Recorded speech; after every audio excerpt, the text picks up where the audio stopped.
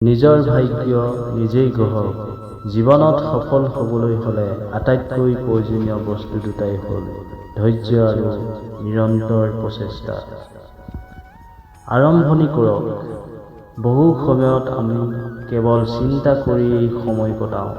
মনত ৰাখিব, পৃথিৱীৰ আটাইতকৈ ডাঙৰ যাত্ৰাটো এটা সৰু খোজৰ পৰাই আৰম্ভ হয়।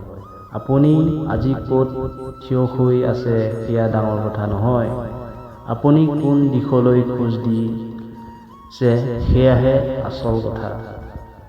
ব্যৰ্থতাক ভয় নকৰিব।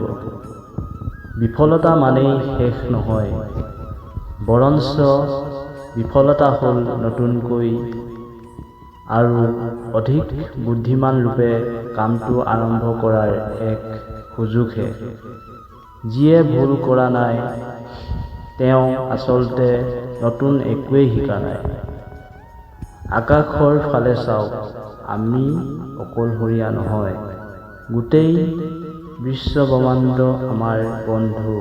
আৰু যিয়ে সপোন দেখে আৰু কাম কৰে তেওঁলোকক শ্ৰেষ্ঠখিনি দিবলৈ এই বিশ্বব্ৰহ্মাণ্ডই ষড়যন্ত্ৰ কৰে। নিজৰ ওপৰত বিশ্বাস ৰাখক। পৃথিৱীৰ কোনেও যদি আপোনাক বিশ্বাস নকৰে তথাপিও আপুনি সফল হ'ব পাৰিব। কিন্তু যদি আপুনি নিজেই নিজক বিশ্বাস নকৰে তেন্তে আপোনাক কোনেও সহায় কৰিব নোৱাৰে। আপোনাৰ ভিতৰত এনে এক ক্ষমতা আছে যি যিকোনো বাধা অতিক্ৰম কৰিব পাৰে। মনত ৰাখিব, সময় মূল্য দিয়ক।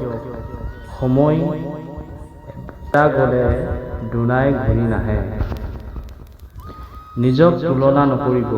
সূৰ্য আৰু চন্দ্ৰ দুয়োটাই জিলিকি উঠে, কিন্তু নিজৰ নিজৰ সময়ত। অপেক্ষা নকৰিব, সঠিক সময় কেতিয়াও নাহে, সঠিক সময় কৰি ল'বহে লাগে।